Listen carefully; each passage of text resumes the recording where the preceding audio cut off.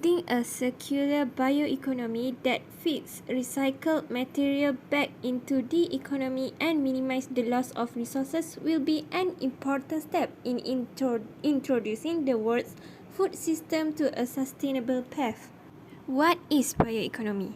Bioeconomy is processes and innovations to help transform agri-food system using biological resources so that they are more efficient, inclusive, resilient, and sustainable, while supporting the development of a fair and green economy and ensuring all global citizens have access to enough nutritious food.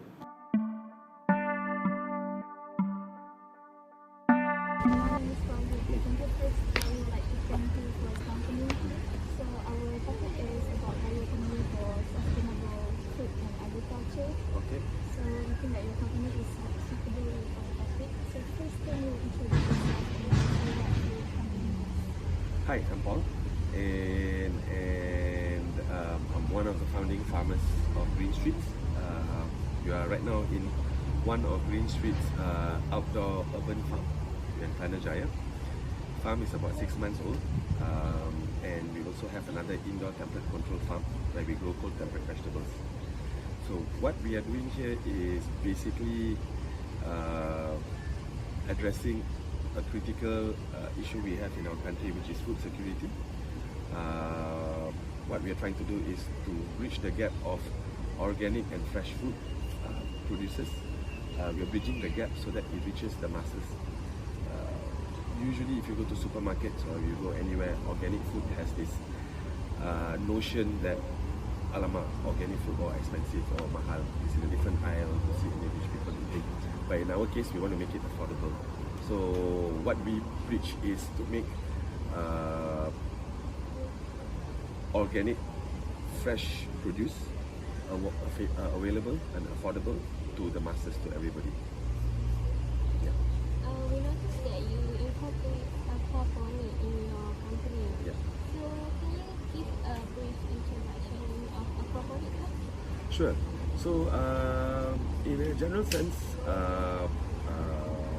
vertical farm, or what we have, usually runs in two famous or two main technologies, which is hydroponics or aquaponics. Right? Hydroponics is basically a system where it's water being used to fertilize your plants, and it just uses the same water which is fertilized by nutrients for all the plants, right? So it saves water. Vertically, it also saves space, and this is the most common technology that you see people use.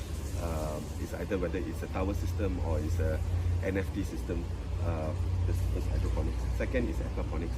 Aquaponics is basically a system where it uses fish into the system, and again it's the same usage of water, circular usage, and the poo of the fish is basically the nutrients that feeds the vegetables. Since our topic is bioeconomy for sustainable food and agriculture, are you familiar with the term bioeconomy? No, I'm not very familiar. If you can explain what is bioeconomy. So bioeconomy, based on our research before, it is using biological resources, process and innovation to help transform agri-food system so that they are more efficient, inclusive, resilient and sustainable. Basically what you are doing. Okay, That's cool. why we take interest in your... Okay.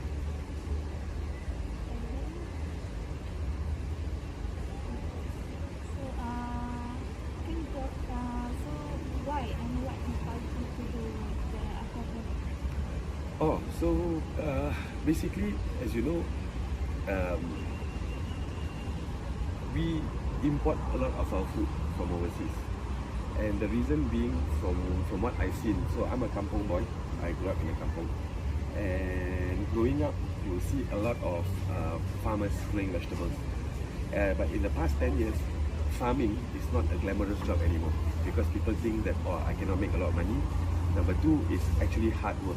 because conventional farming, you have to go out, it's hot sun, there's rain, there's a lot of variables, a lot of hardship when it goes to conventional farming.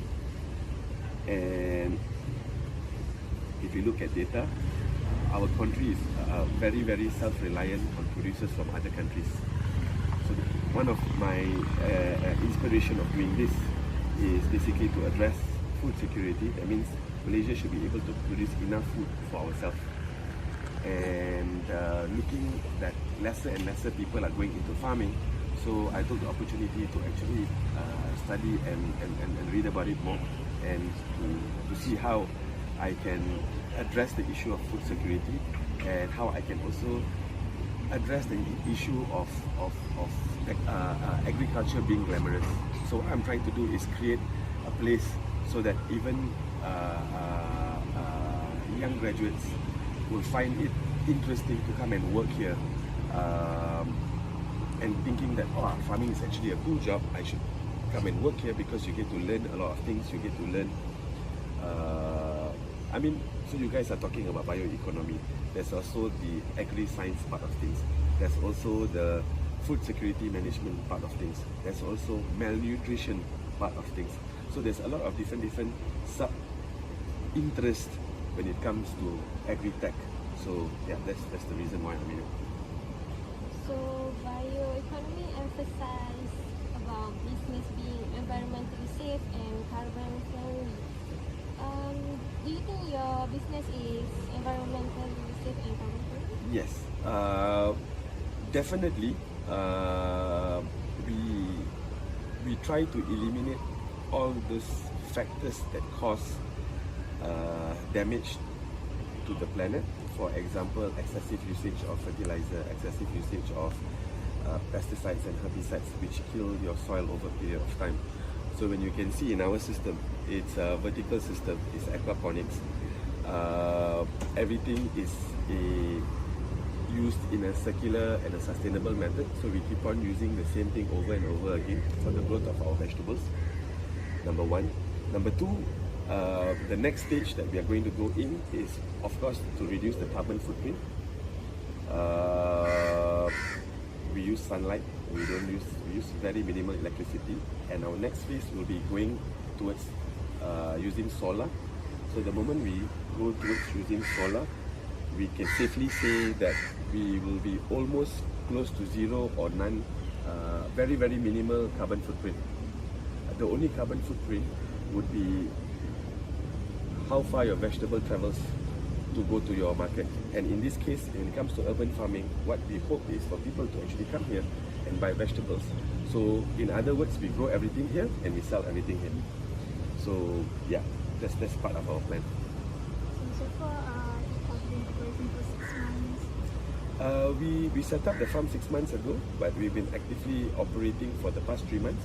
But in the past 3 months, we've been also actively collecting data.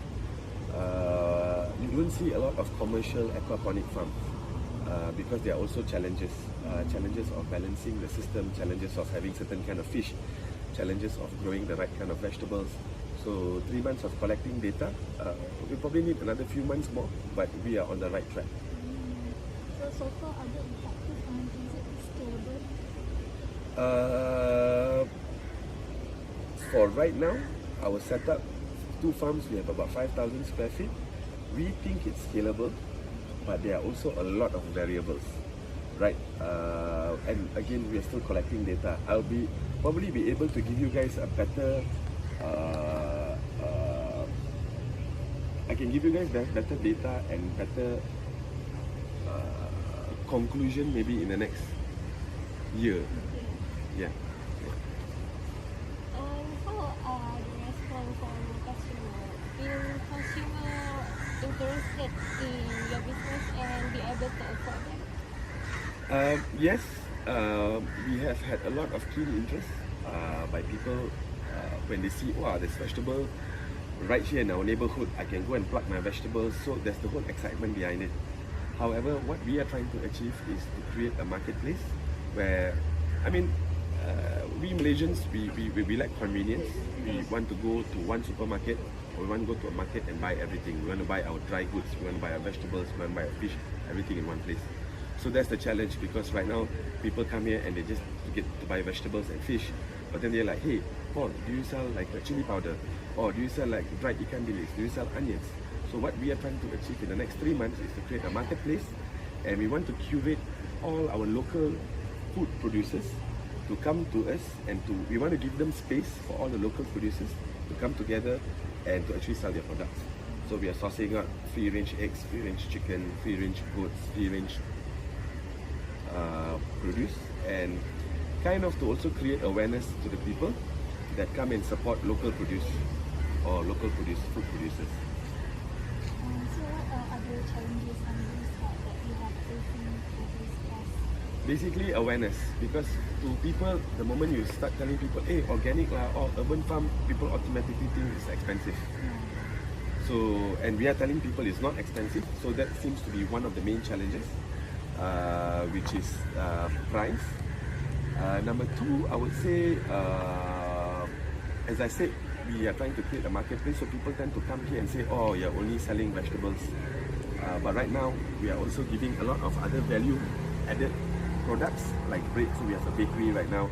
So on weekends, we try to sell a wide range of baking products. We try to sell, we are making cream cheese, we make cold pressed juices, we make pestos. So for the excess vegetables that we have, we are trying to turn them into byproducts and try to get customers to buy this as well. Is there any future planning for your business, whether to open more branches or including nutrition? Yes, we are. So our this year plan is to hopefully have to set up another 10 to 20,000 square feet of a vertical farm. Yep.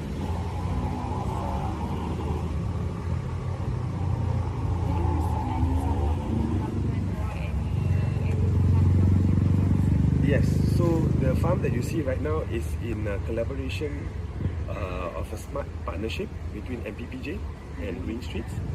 So, and what we do, we also give educational workshops to MPPJ's community.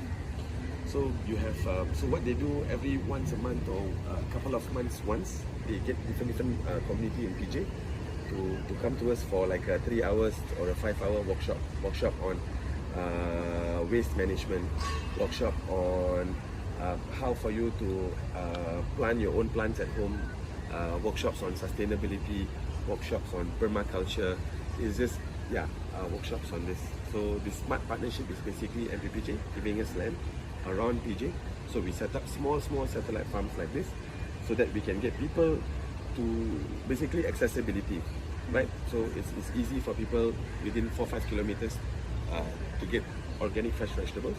At the same time, moving to a future plan is to actually have once a month talks in all of these satellite farms.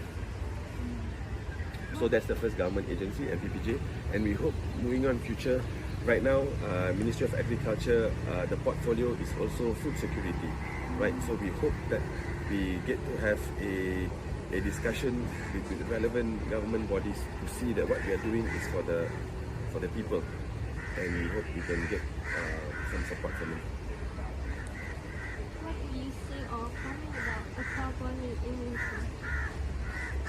Aquaponics in Malaysia commercially is still very new.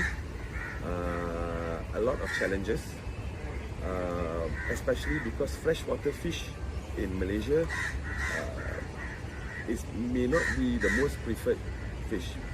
Most Malaysians like seawater fish for few reasons, right? The taste of the fish is usually muddy. That's what we are trying to do. We are trying to create some kind of awareness to tell people that hey,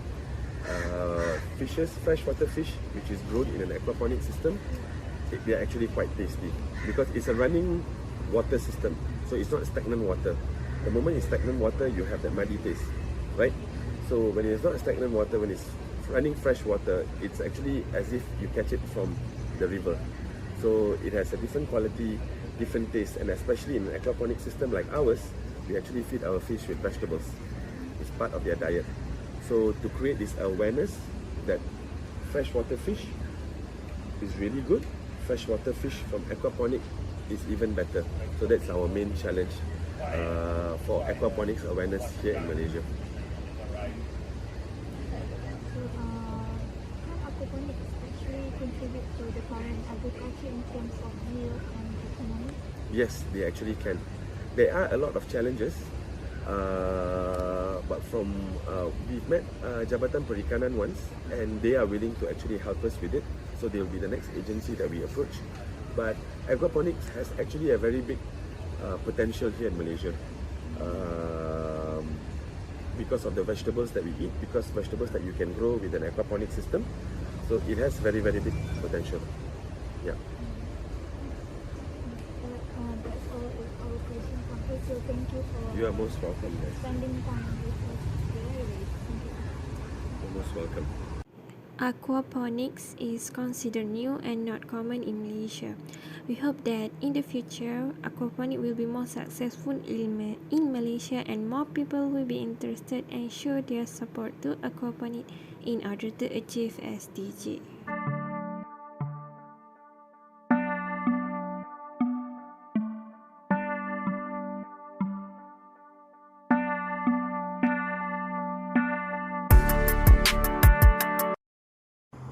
Building a circular bioeconomy that feeds recycled materials back into the economy and minimize the loss of resources will be an important step in introducing the world's food system to a sustainable path.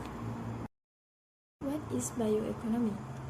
Bioeconomy is processes and innovations to help transform agri-food system using biological resources so that they are more efficient, inclusive, resilient, and sustainable, while supporting the development of a fair and green economy and ensuring all global citizens have access to enough nutritious food. Mr. Tho, I am Anis. I am Syamimi. And I am Dai Qinling.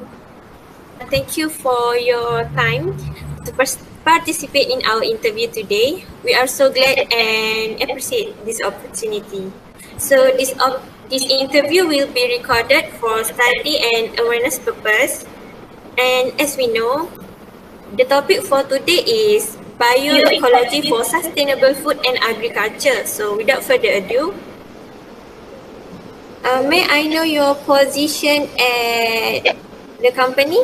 Okay, position in company is I'm the technician and sales executive. Yes. Let's move on to our interview. So first, can you introduce yourself? Okay. So saya guna bahasa English lah. Okay. Okay. Good afternoon all. Okay. My name is Mr. Tho. Okay, so thank you for invitation to sharing some information and experience in the integrasi, the freshwater pond and the paddy project. Okay, let me introduce some my background. I'm working in the aquaculture sector for 5 years, and then I'm been doing the farm, culture the shrimp and the fish. Okay. Then now I work in this company. Our company name is the Thirty3 Management Sdn Bhd, and our company is involved in the aquaculture sector and the fertilizer manufacturing. Today I'm trying to sharing some information in this project. With some this information for the project. Okay. So in this project, the first purpose is help the farmer. Second is we benefit to the consumer, because now we doing this project is for the organic method. We use the organic method to culture this shrimp and produce the paddy. Okay, number third is we try to benefit to our country. How to say, we try to drive the agriculture economy growth.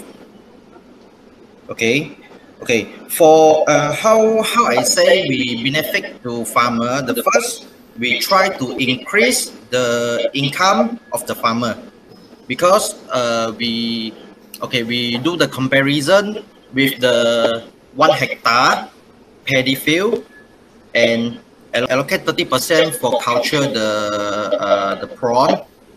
If we compare like that, we can see that this project can help the farmer to increase their income as 30%. How we do this project is we request area from the government, then we correct the longkang beside the paddy 30%. Okay, the longkang, the length is around 6 meters and the deep is 1.5 meter. And then we stocking the prawn as our calculate lah. We stocking the densities is around 3 pieces per meter square. Our target is culture 5 months. We can get the production around 100 kilo. So this 100 kilo, the prawn market price is around 60 ringgit to 70 ringgit in market. Okay, so if we compare like that 70% in paddy, 30% in the freshwater pond, we compare one crop, the farmer can get 6,500 ringgit. If we allocate 30% to culture the prawn, the total income they can get 8,050 ringgit. Okay, this why we propose this project lah. Okay. Economic, as I know, the definition is like we reduce the waste, right? Reduce the waste and some material they cannot how to say they cannot some residue material, right, to reduce and the main purpose is the environment friendly, right? Yeah, as I know, it's like that lah. Okay. In this project, okay, we have launched in 2 areas. The first area is in the Seberang Perak. Do you know the Seberang Perak? In the Perak area. And the second trial we do in the Merchong area, nearby the Pekan. Pekan Pahang. Pahang, yes, Pahang. Yeah, right, Pahang. We do this area lah. Okay. Then the Seberang Perak, we first trial in 2021. First crop, our result is quite how to say unsuccess because because it's the first trial. We facing some issue like the water quality issue. Second is the monsoon season, heavy raining. This heavy raining, they cause the water quality unstable. Like because we doing this trial, we have do some water quality checking. Okay, water quality checking, like if heavy raining, the pH they will unstable. Okay, second, we also got check the alkaline. And third, we also have to check the calcium in the water, magnesium in the water. This is because this calcium and magnesium is very important for the prawn culture. Okay. So, okay, when during the monsoon season, the water quality, they change, how to say, they unstable, and he will cause the shrimp die, the prawn die. So the first trial, we only do around 120 days only because they got some problem. So we emergency harvest. So the first trial, we only get 20 kilo. Our production only 20 kilo. Our target is around 100 kilo. Okay, so this project, we can say it can work, but we need to tuning. We need to tuning to make it better for the next crop. Yeah. Okay, so in Seberang Perak, in the second trial in 2020. Okay, so kita buat satu batch lagi lah. So second batch we culture around 5 months, 150 day, and then we can get 40 kilo. So the size is around 40 pieces per kilo.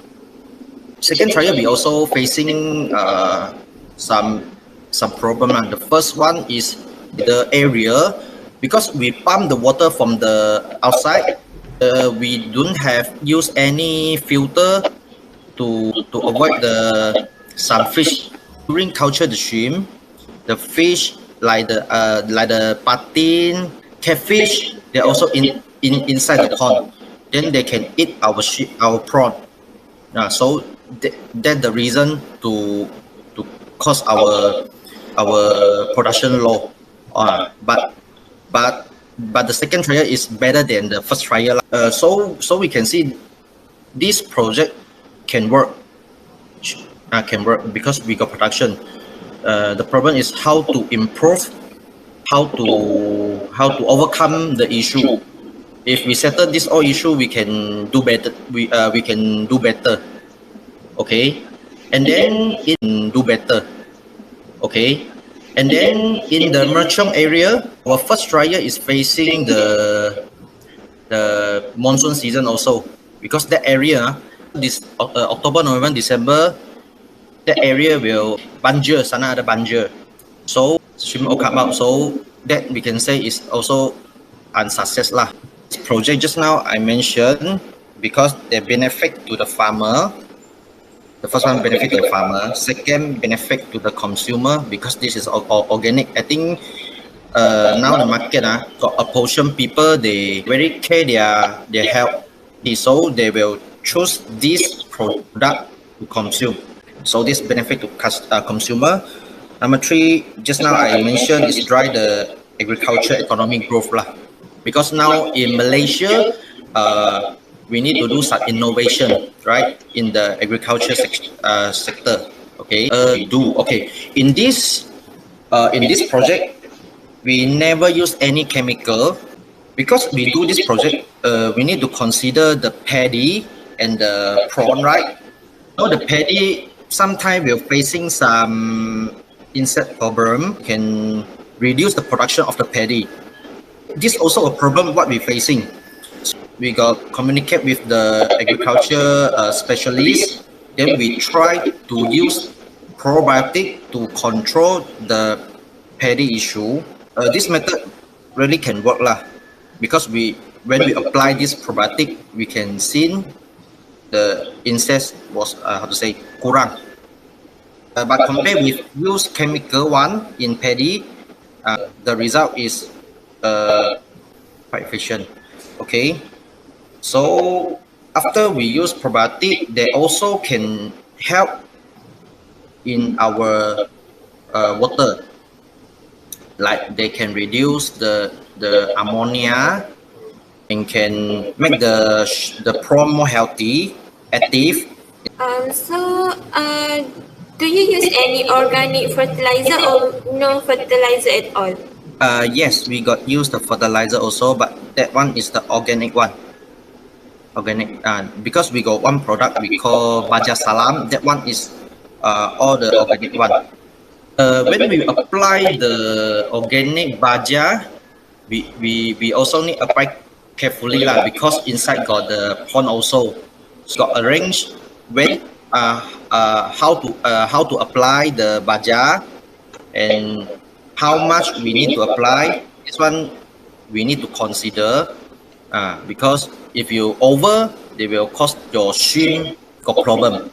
Challenge is I think the most challenge is the weather. And we can see now when our shrimp got problem is the weather issue, like the heavy raining. When heavy raining, we also got try apply some lime to control the water, but since not very effective because the raining too heavy.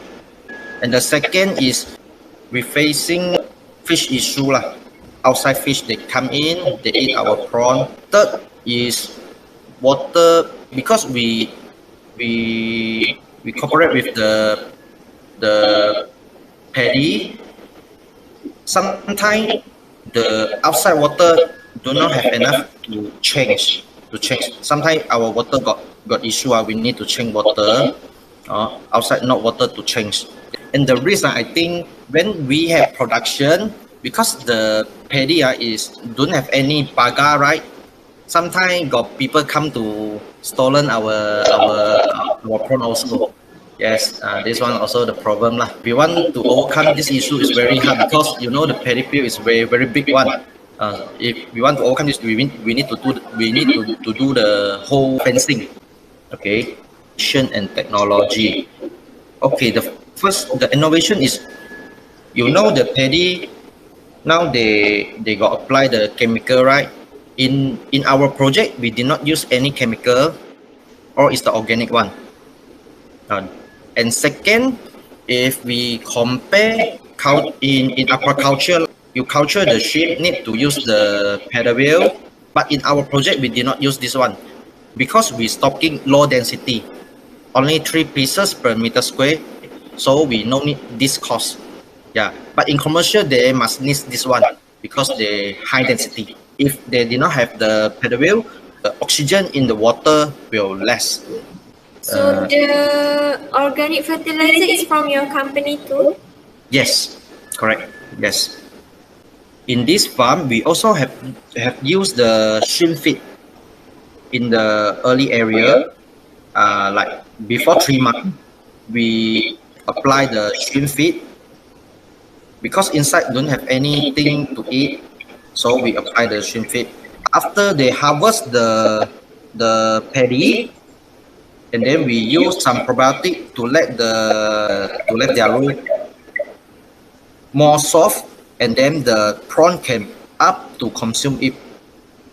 Yeah, that one we can save some cost. Our costing in this project is around 30 to 35 per kilo. So the margin have 100% because we can sell 70 ringgit, 60 to 70 ringgit per kilo, sell to the market. They can help a lot for farmer. Yeah, increase their income. Are they environmentally safe and carbon friendly? Sure. Yeah, because we don't have use any chemical. You mean you mean this project effective?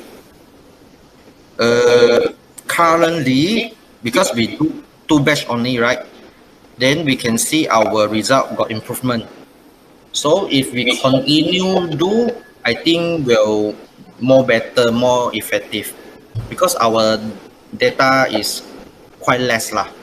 If we do more, we can get more data to overcome our problem, and then we can get better result. It means the consumer will buy this product or not, right? Yeah. Okay, definitely I think got a portion people they will buy this product because it's more safety, more healthy. It's compared with other pharma. Sometimes they got use the like antibiotics or some chemical to kill the microorganism. So in our project we did not use this chemical and antibiotics. So we can say is organic one. Okay. Question the sharing the cost and profit, right? Okay. This one just now I mentioned the costing is around 30 to 35 per kilo. Okay. Then the profit is also around 30 to 35 ringgit. So we can say one crop they can make 100% of the profit, right? How does this benefit to the farmer? Just now I mentioned they can increase the income of the farmer. Okay. Do you receive any support from the government? Okay, yes. First, we propose this project to the government, and then they allocate some area, let us to do the trial. Yeah, that one is their support. Then we go to run this project lah. I don't understand what is the contribute to food security. Basically, food security is like you use the organic fertilizer, so it improves food security. And for circular economy, this is my opinion. Since you use integrated from paddy farming, the feed and manure from can be used as organic fertilizer to paddy too. Oh yes, yes. So it means circular, means you feed the fish, it being used by the paddy, and it means there is no waste. That okay. Normally, if we feed the prawn, they will produce the feces, right? And then the feces got some ammonia. They can absorb by the paddy for the fertilizer. Can they can become a circulation for the environment. Yeah, sure, this one can. Because this project, the purpose is to help the farmer, help the country, help the consumer, right? So if we can increase the farmer income, I think they need to do, right? They're willing to do, because they also drive the agriculture, right? Where the agriculture to do the innovation. I think this one sure can work. Okay, after we receive all the data, and then we also got feedback to the government. The next planning, because we got cooperate with the IDA, the government will allocate the Pulau Penang area. They want try to do this project also. So now we also get the approval from the government to do in the Pulau Penang. Yeah. So far now we already contact with the IDA Pulau Penang. How we do for the next step? Now still pending. Okay, normally in Malaysia, this project is quite new in the Malaysia. But in other countries like Vietnam, like Thailand, they already do long time already. But in Malaysia, it's quite new.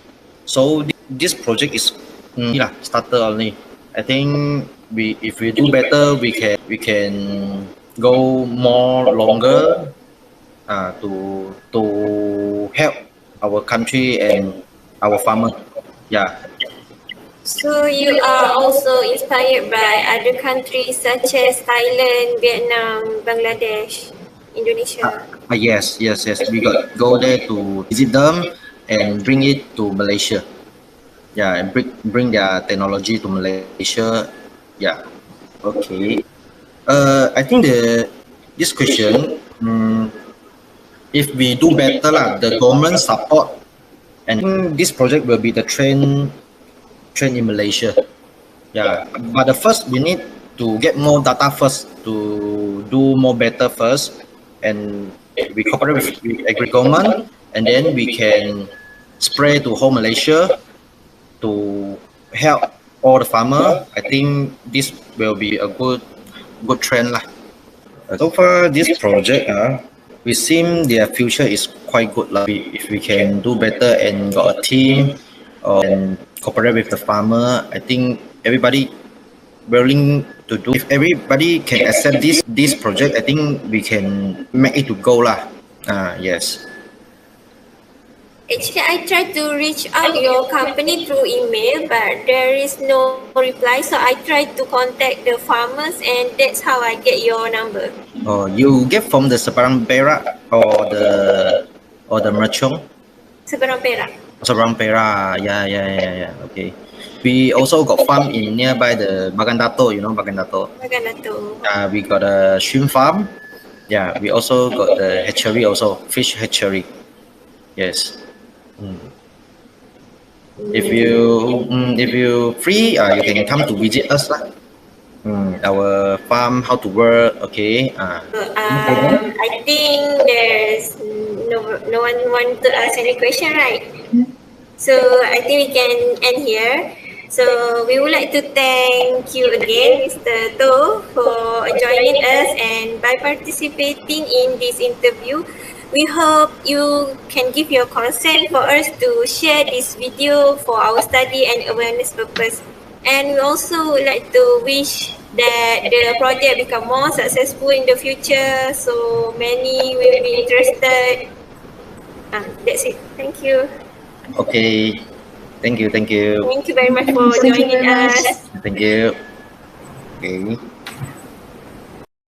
Integrated rice farming is considered new and not common in Malaysia. We hope that in the future, this integrated project will be more successful and more people will be interested and show their support to this project in order to achieve sustainable development goals.